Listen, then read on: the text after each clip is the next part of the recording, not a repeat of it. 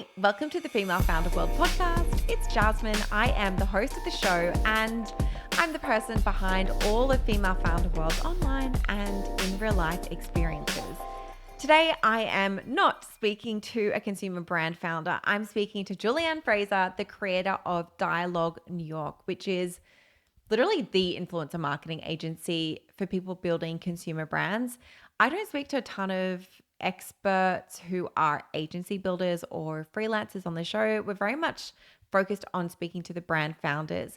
But I wanted to chat to Julianne because she is the person that founders recommend to each other when they need someone to run their influencer marketing. She has started and scaled super impactful influencer marketing programs for brands like Ghia, Little Spoon, Sakara Life, Gold. She is the person that is really driving results for the brands that you see all over social media, and people speak so highly of her. I wanted to have her on the show so that she could teach us what she knows, and we get into some really specific case studies and very tangible takeaways. And she does not gatekeep this information. She really shares what you need to know if you want to scale or start an impactful influencer marketing program. And because we're focused on launch marketing over the summer, you'll notice that a lot of our episodes are geared towards how to really create buzz and impact when you're launching a new product or a new business. We also really use that lens throughout this conversation. So there's a lot of stuff that you'll be able to take away and apply to your next launch, or if you're getting a business off the ground, that you'll be able to apply to that big moment when you release your product and your business into the world. We also have a download available for our business bestie members. It is a curation checklist that Julianne uses when she's kind of trying to decide which influencers a brand should be working with. So that's a really practical thing that you can go and use right after listening to this episode. I put a link in the show notes and it's available now to our business bestie members. Before I jump into the conversation, also just one very quick thing. We are giving away an opportunity to be on the Female Founder World podcast and win $1,000 cash. This is going to a brand or a person that speaks about Female Founder World on TikTok, and obviously only nice things, guys. You got to be saying nice things. If you're sharing one of our resources, speaking about an event, the podcast, something that you've been enjoying about Female Founder World that's been helping you as you've been building your business, if you share it on TikTok and you get the most views out of all of the other people who are entering in the competition by sharing on TikTok, you're going to win the prize. You'll be on the podcast. You'll get $1,000 cash, a bunch of other prizes as well. There is a link in the show notes for all the terms and conditions, but it's pretty straightforward. Just get on TikTok, say nice things, and tell the world about what we're doing. Okay, let's get into the show.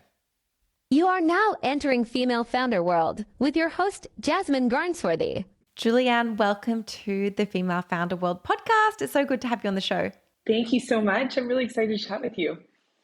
You are one of the very few agency owners / experts that we have had on the show. We normally speak with consumer brand founders, but as we're kind of leaning into this conversation around launch marketing and what's working in consumer brands, you're somebody that I really wanted to talk to because you are the person that consumer brands work with and use when they're doing influencer marketing and influencer strategy. Tell us a little bit about your agency, the brands that you've worked with. I just feel like people need to know the caliber of expert that we have on the show today.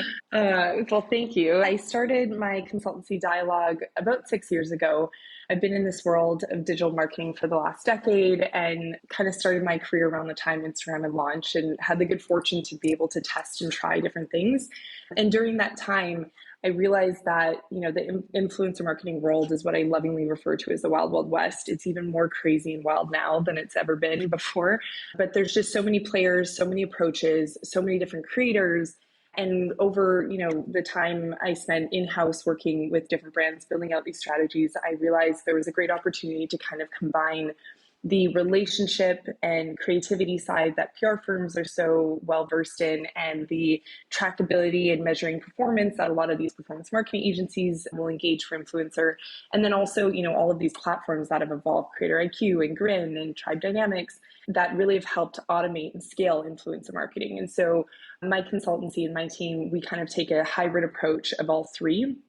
and really build out programs that not only have multiple layers to their influencer community, but also really focus on longevity of relationships, which we'll talk about. We work with a really wide variety from Shiseido and Adidas on the corporate end to Brooklinen and Seed Probiotics and Sakara Life and Harry's sort of in that mid-range startup, and a lot of early stage startups as well, Ghia, Ami Collet, Gold. So really wide variety in fashion, beauty, health, wellness, home decor, whatnot. But regardless of the budget, this life stage that the brand is in, our philosophy and our approach really remains the same. And we're going to talk about two pretty specific case studies today. And these are a couple of brands that I think are going to really resonate with the folks who are listening. We have Ghia, which is the non-alcoholic beverage company. We've had Melanie Mazarin, the founder, on the show before. So guys, if you're listening and you're really interested in the story, you want to learn more about Melanie and like the brand as a whole, definitely go and check out her episode. And we're also going to talk about Little Spoon as well. And I want to start with Little Spoon. I think this is such an interesting case study. So you started working with them back when they were kind of just getting started. I think they'd raised a seed round. And this was what, 5 years ago? Yeah, just over 5 years ago. And it's honestly a client that I'm most proud of just because of what we've built together and the loyalty we've had over 5 years. It's pretty incredible. And I was doing some Googling. I saw that Little Spoon just raised a Series B, a $44 million Series B round. So they've obviously had a lot of success. You've been working with them through this whole time. I know that one influencer that you've worked with has driven over $1 million in sales, and it's all because of this very specific approach that you've had to building their influencer program. So talk me through, first of all, what is kind of the approach that you've had to building Little Spoon's influencer strategy when they were just getting started, and then we can dive into some specifics after that. Definitely. So ultimately the approach we took with Little Spoon and what we take across all of our clients is really a multi-layered strategy. And so what that means is, each month we are building out a pretty substantial seeding and gifting program. So we're engaging, say, 40 or 50 micro influencers or mid-tier influencers each month, guaranteed to post in exchange for products. So we're gifting them Little Spoon product, and we're getting this constant flow of UGC and social buzz, always on kind of strategy. And then a second layer to that might be content collaboration. So if Little Spoon is launching a new product, or if they're in dire need of TikTok style video content or lifestyle photography, we'll engage sort of a virtual studio of creators who can follow creative briefs and really capture this great content that the team can leverage across all of their marketing channels and social. Another layer might be events and experiences. So if there's a great retail partnership that they're engaging, or a new launch event that they're working on with their PR team, we'll engage a certain group of influencers to support there. Affiliate marketing is another layer. And then, of course, paid influencer that we've built to and kind of reached over time. And so through these multiple layers, we build what I like to refer to as sort of this halo effect, where you're seeing Little Spoon everywhere, you're getting that multiple touch point, and all of the strategies and the different influencer relationships are working in harmony, supporting one another. So I think so many brands are quick to either just jump straight to only paid influencer or believe in only seeding and gifting, and it's really hard to get that kind of halo impact without building sort of the multiple layers. And the second aspect and philosophy of our strategy is longevity to relationships. So for each new client we work with, we're building out these influencer relationship roadmaps. And so we're thinking, how can we introduce a mom to Little Spoon at day one, maybe through gifting and seeding? Can we invite her to an event at month 3? Can we, gift her a collaborative partner campaign package at month 5? And then can we transition her into a paid collaborator down the line? And through this sort of, and again, we're also kind of identifying who is an influencer versus an evangelist that really goes above and beyond, and building out these unique roadmaps specific to each creator. So over the last 5 years, we've built a community of over 2,000 influencers. And for each one, we're really being thoughtful in considering the long-term relationship so that, it leads to, as you mentioned, these great returns over time. In the example of the influencer who drove, $1 million in sales, I know that when you started working with them, they were kind of on the smaller end of an influencer, and then they kind of like blew up. Can you talk to me about how that relationship got started and then how that progressed as like an example of what you were just talking to? Yeah, so I'm such a huge believer in life, in my agency, with my clients, with creators, that relationships are the absolute crucial, most important part of an influencer strategy. I think that is pretty obvious, but I think a lot of brands don't consider that when they're building out their programs, and they're not being thoughtful in that these are, individuals, they're creatives that we're building relationships with. So in this particular case, the creator that we engaged many years ago as a micro influencer, I think she had 40,000 followers. We gifted her, we built that, loyalty. She absolutely loved Little Spoon products. She talked about it really authentically and as she was serving it to her children that were growing. And over time, as TikTok evolved and launched, she blew up and now has over 1 million followers on TikTok. And so the authenticity of that relationship, her followers and her community have seen that she uses Little Spoon every single day and genuinely absolutely loves it, that you can't replicate. You can't replicate it with, a huge amount of money in a paid campaign. That sort of authenticity is what leads to these incredible returns. I think it's important to not only look at it in a short-term perspective, but also with expectations that not every single influencer is going to drive that kind of result. So it's important to have sort of that high volume of collaborations and diversity across the types of influencers that you're working with, and also level set that someone with 1 million followers might drive no sales and someone with 20,000 followers might, drive you 500 new customers overnight. So it's really looking at it holistically as a community and as an overarching strategy rather than individually per relationship. How do you find or identify who the right influencers and creators are for a certain brand to be working with? What does that process look like? I'm sure that you're working with all of these different brands. I'm sure you and your team just like pull out of a hat and just know, the landscape so well. But for somebody who is launching a product in maybe a new category, they are starting a new business, how can they be identifying the right people to work with? So with all of our clients, we develop this, initial strategy, and we start by defining influence. And I think, again, we go right to the basics. I think oftentimes people have perceptions of what an influencer is, and there's such a diverse definition of that. So we start by defining what is a traditional digital influencer. This is someone whose full-time, career is focusing on building content, their communities, and they are experts at photography, videography, whatever it might be.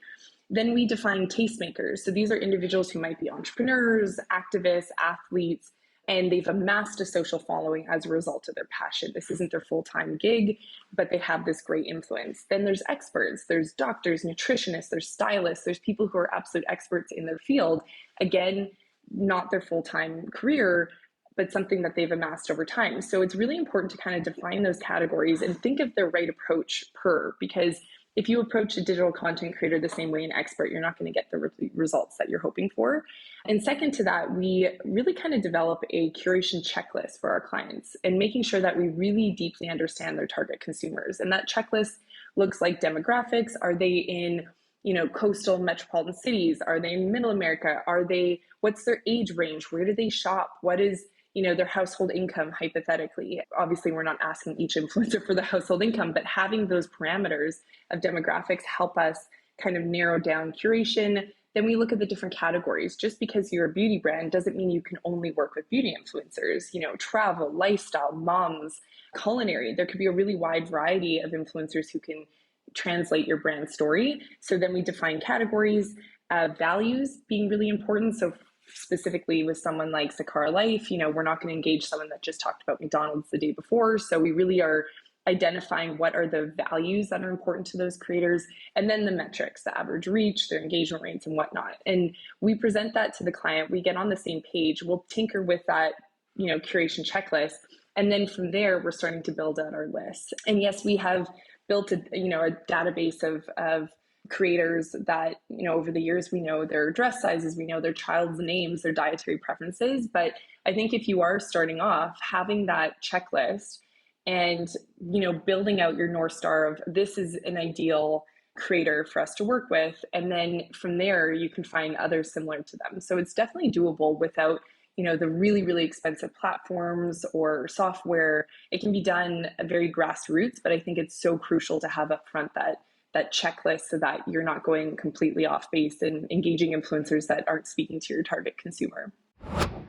Hey, it's Jasmine, and I am just jumping in to remind you that we are launching Launch Lab, which is a workshop series all about launch marketing. You will have noticed that over the summer, we are speaking a lot about launch marketing tactics that folks are using to drive real results, generate buzz for consumer brands right now. And if you're enjoying this content, you are going to love this workshop series that we're going to be hosting at the end of the summer. We have a waitlist open right now. Once you're on the waitlist, you're going to get notified as soon as the series drops. Everything is going to be taught live by brand builders and founders, but also experts like Julianne, who you're listening to right now. The link is in the show notes. Get your name on the waitlist and join Launch Lab. You mentioned before when you were talking about Little Spoon, and you now have a community of over 2,000 influencers that are involved with the brand in some way. That feels like a lot.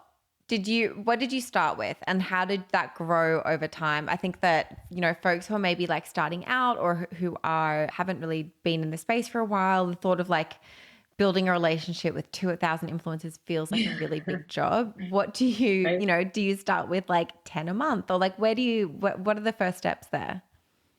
Yeah, so going back to how we define it, I think Little Spoon's a perfect example of it. So, content creators, we would reach out and really speak to the mission behind Little Spoon. And I think it's the same with PR, it's the same with brand marketing. Having that why, having a really compelling story, and something that differentiates you is crucial across all marketing mediums. So, knowing that and really being able to communicate that with the influencer community has allowed us to build, these in-kind gifted content collaborations month over month. And so, yeah, you could start off with 10.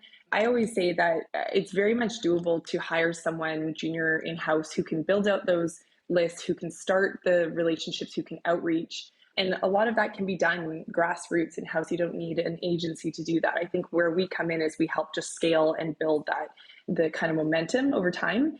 But starting off with gifting and seeding, tastemakers, for example, Little Spoon's co-founder came up with a editorial platform that she developed in partnership with Ariana Huffington. And it was called Is This Normal? And as a new mom, Jasmine, I'm sure we both can relate to this, but all those questions Yeah. that you ask yourselves, like, oh my God, is this normal? Is this normal? So they developed this editorial platform, and we were able to engage some incredible tastemakers like Christy Turlington and Rebecca Minkoff and Bobby Brown and all these incredible moms who participated in interviews and on the site and supporting the brand Is This Normal, because of the really compelling storyline. So that's an example of another layer where we were now tapping into the tastemaker group of community of influencers. And then we built out some amazing photo shoots and collabs for these new product lines. So it built over time. But like I said, it's so important to define the different types of influencers and approach them strategically. If you go out to a Rebecca Minkoff and say, will you post in exchange for product? You're not going to get the same sort of, response. And so really being thoughtful in, how can you benefit those individuals, and what is it about a micro influencer that Little Spoon can support in their journey, and making it a two-way street, not just all about asking, but, building out ways that we can support these creators that are up and coming. And I think the example that we spoke about earlier is a great example of that, supporting her and nurturing her as much as we can in her career. She's led to over 1 million followers on TikTok now. So making sure it's a two-way street in those relationships is crucial. What are some of the best practices for outreach? Are you DMing on whatever platform they're using? Like, you DMing on Instagram? Are you finding an email address and reaching out there? Like, how do you reach out to an influencer in a way that what you say is going to be well received? I'm a big believer of email. I think when you start getting to the volume of communication that we're doing, it's very challenging to do that over Instagram. That said, I know of brands that do manage. I think Set Active is a great example where they're managing their influencer relationships over text message. So there's not a one size all Wow, interesting. model. Yeah, so if you're part of the influencer community of Set Active, you have a direct texting relationship and direct line with their team. So I don't think there has to be a specific way, but we focus with email. So we might reach out by DM and ask for contact information if we need to. We send out personalized emails and really speak to the benefits of why you might be interested in Little Spoon and how it can make your life easier. Again, it's so rudimentary and so simple to think about, but I think, looking at how brands often pitch influencers, it's very focused on their needs and very cut and dry. And we take the time to really be thoughtful in the way we present our clients, in the way that we're curating our lists. I think oftentimes, especially now with, I think the number is $16 billion being invested in influencer marketing this last year alone. Oof. That number has 10x'd in the last 5 years since I've had my company. So huge amounts of money being put into this tactic, and it's becoming very, very competitive. And with that investment, I think brands are looking for concrete returns immediately. And I'm always the biggest proponent on every new business call, every brand I speak to. I really believe that influencer marketing sits at the subsect of brand and performance marketing. And if you think of it only as brand or only as performance, you're really missing out on like the magic that it can drive. And so again, like from a performance standpoint, yes, you could reach out to 1,000 influencers with a one line and offer for money, and you're going to get that quality of content in return. You're going to get that quality of collaboration. If you take the time to be thoughtful, personal, creative, coming up with really unique campaigns that are going to pierce through the social noise, that's the results you're going to get. So I think it really has to be that balance of thoughtful, creative brand marketing with, a lens of tracking performance. Okay, so that leads us perfectly to Ghia and the work that you've done with them. You've kind of taken this non-influencer model, engaging creatives and different kind of folks who are aligned with the brand's values to really drive buzz. Talk me through what's been working at Ghia and how you've been building that program for them. Yeah, and I think, again, like, as much as there are opportunities to streamline and become more efficient in your influencer work, because as you mentioned, it's a ton of work. You're reaching out to so many different influencers, so many different relationships. But I think it's so crucial. What we do with every single new client is thinking through what is core to their brand and their ethos, and what's the best way to translate this. So we don't have a cookie cutter approach across all clients. So with Ghia, you've interviewed Melanie. She's such a visionary. She has such a strong point of view and direction in what she wanted the Ghia universe to really represent. And in speaking with her, we recognized how important the values of creativity and creative collaboration were to her brand. And so we really took the approach of sort of fewer collaborations, but far more in-depth and meaningful collaborations. We knew that she had Ghia House in LA that we could leverage from an in-person perspective. We knew that she does really beautiful, high caliber photo shoots for her new launches and campaigns.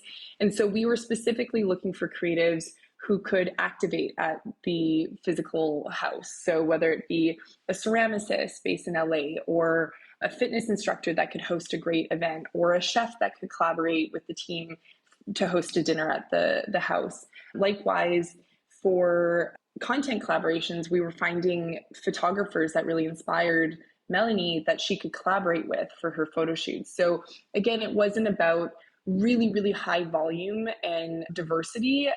For Ghia specifically, it was how can we build these really niche communities of offline influence?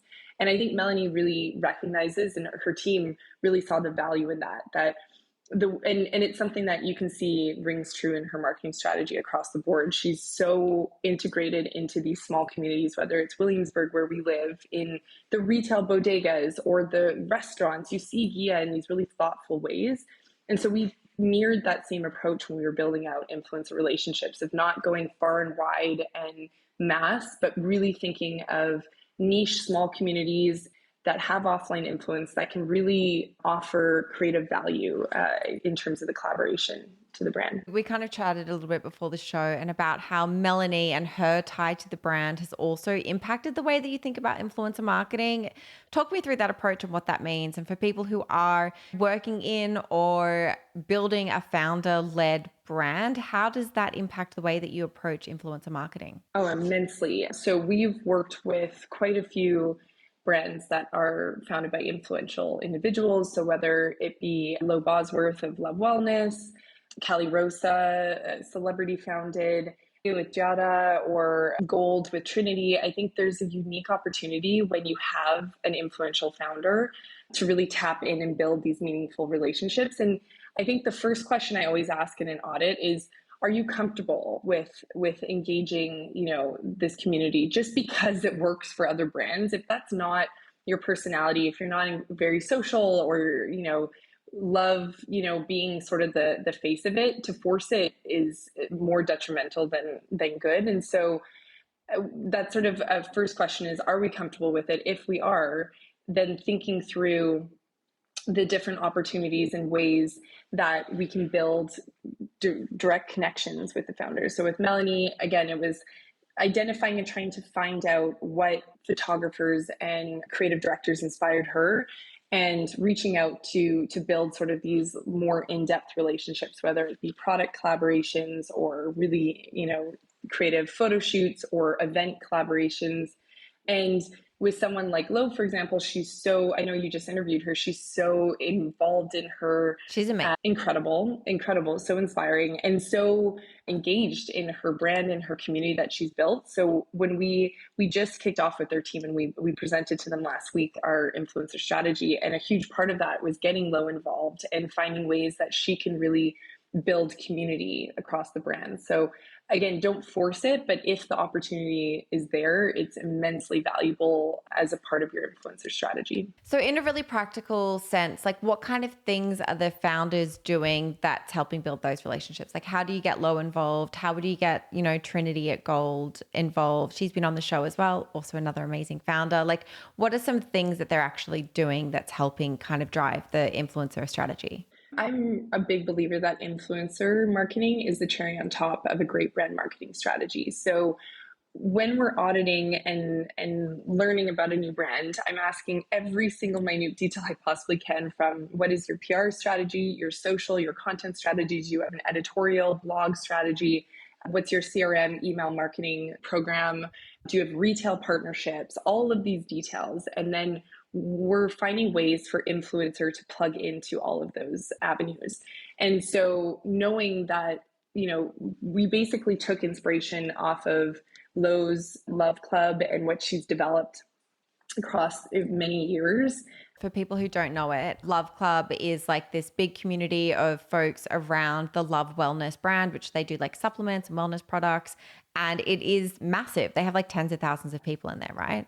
Yeah, and I think also it's such a smart move of her, because female wellness and vaginal health is something that can be a taboo topic or something people aren't comfortable with. So building a community where it's not taboo, where it's an open dialogue and everyone is welcome, I think was so genius of her. Because if you didn't have that kind of openness in your brand marketing strategy, it could be really intimidating for someone. And so again, that was her initial strategy. That's what she developed years and years ago. And so we took that inspiration and we're thinking of, okay, could we do a really unique partnership with like a Serena Kerrigan, who also is very bold about her sexuality and, and female health. And can we come up with a really interesting campaign that could, resonate within the existing community? Or can we come up with a really like witty TikTok campaign that ties into one of these trending moments around an influencer asking their partner about female health and all the like things that are not known between a couple? And so we took their inspiration, and then we're just developing ways that can translate as we build out our community. So we're not going to influencers and just simply offering them the product. That's table stakes. Anyone can do that. We're sitting and thinking, how can we engage influencers that they're inspired because they're working with so many brands, they're getting gifted so many products, so something that will really resonate and fire them up. And secondly, what can break through the noise? Because the amount of supplements, the amount of female health products on TikTok, on Instagram, it's overwhelming. And so we're taking time in our strategies to come up with these really thoughtful messages and campaigns in order to engage our influencers. So I think it's that combination of, yes, leveraging the, influential founder if the opportunity is there, thinking through the different approaches per influencer category, but also taking time to be thoughtful and creative. It's not about just gifting your product to thousands of people. It's about really like positioning your product within their lifestyle, and also really encouraging the influencer to come back to you with that storyline. I can't tell you how seed probiotics will integrate in your life. It's really the creator who will come back to us and say, oh, I've been using seed for years and it's changed this, or it's really impacted that, or here's how I, integrated into my skincare regimen, or there's so many different approaches and angles to it. So it's not the marketer who will dictate that exact messaging to you. It's really a call to the creators to come back to us to, inspire an interesting dialogue. I hope this is getting like the wheels turning about creative ideas, because it really is like, I don't know, you can look at what other brands have done and kind of think, okay, yeah, we'll just like do that. This is what people are doing. You gift X amount of people and ask them to post with this code or whatever. Mm-hmm. But this stuff, like just think about what you are drawn to when you are scrolling through social media, the people that you listen to, what you actually need to hear to be interested in a product. I think about like taking it to that extra step of thinking about it from like, you're the consumer, what would you be doing? Just can like help you kind of think about how you need to be engaging those influencers in the right way, because I do think we're seeing a lot of like copy and paste formulas, and I just don't think that works anymore. Too many people know that influencer marketing works, right? Like there's too much stuff out there on these platforms. You do need to be super creative and clever to actually make something happen. Oh, definitely. I think it's there's so much fatigue, and even though, people say, okay, so are paid collaborations dead? Does that not work anymore? No, certainly not. You can engage an influencer in a paid capacity and it can be incredibly impactful because you're taking the time to come to them with a creative idea and concept, hearing back from them how they translate that, letting them guide the ship on what platform, what scope, what will make most sense. And having that like collaboration in these campaigns, that's what really works. And it's funny, so many times performance marketers will like scoff at me when I say that because it's not the most efficient.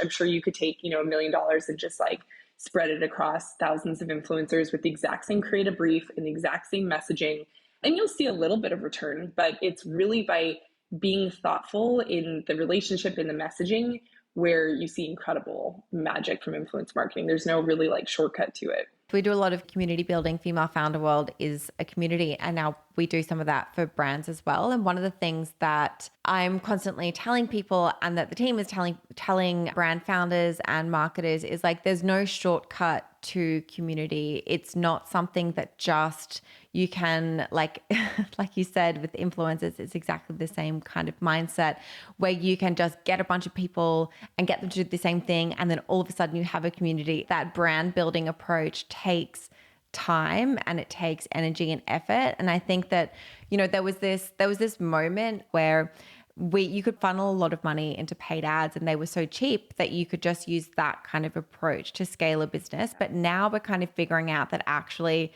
it's that like really creative, intentional, brand focused, over time kind of approach that is building these really big businesses that resonate for a lot longer than some of the flash in the pan D2C companies that we saw like pop up. Yeah, absolutely. And honestly, you're such a huge inspiration to our team and what you've built. Honestly, I think what is so magical about female founder world is the value you're offering people. There's so many resources out there for female founders. I mean, so many, but the quality of the content that you're sharing, the details, the like specifics, the case studies, the thoughtfulness of the experiences really, really resonates, and it's creative. And that's, I'm sure, led to your success because people are hungry for that human connection.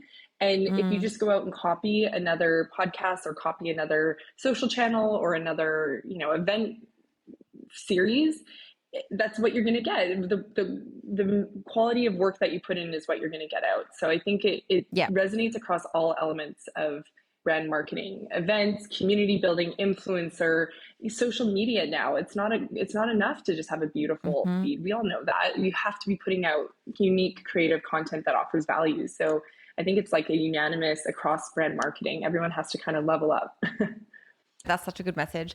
Okay, I wanted to know if there are any like tools or platforms that you're using to manage these influencer campaigns for your clients. Are you using your own kind of like databases and that's what you're doing? Or do you use any of these platforms you mentioned before? There's like Grin and Shopify has a collab platform now. And do you recommend people check those out? Yeah, to be totally honest, I have used all of the platforms over the years in varying capacities.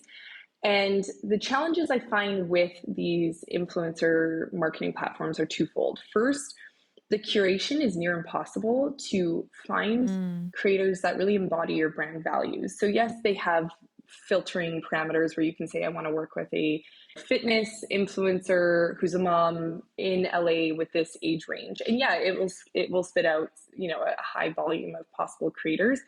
But there is such a specific kind of layer on top of it of, like I said, when we go back to our curation checklist, the values they embody, their demographics. So I think it's really tricky to rely on that solely. And secondly, the type of creators that you want to work with don't want to get these, generic blasted emails. They really want to feel like they're collaborating with a creative partner. So over time, we've built sort of our own proprietary database of influencers and creators, and a way that we maintain our personalized communication, but can do so in a scaled way, in an efficient way.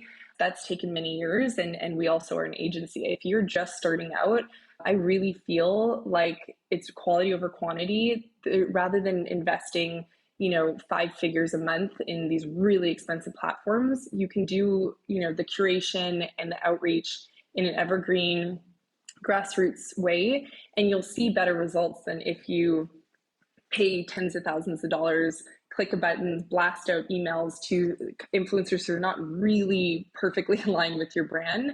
You're just not going to see the return. So I'm all for going back to the basics of curation and outreach.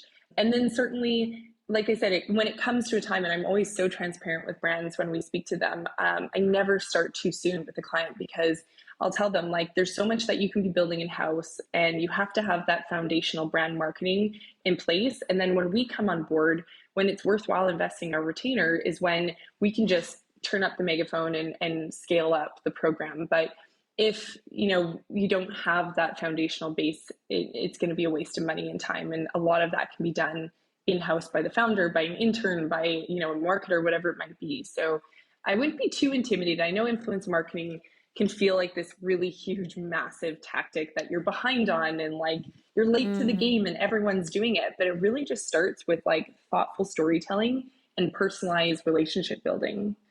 And it's pretty amazing what can build over time from that. Have you experimented with platforms like Lemonade? Is Pinterest a platform that folks are using, or is it more like TikTok and Instagram for consumer brands is the space that is, converting and building buzz?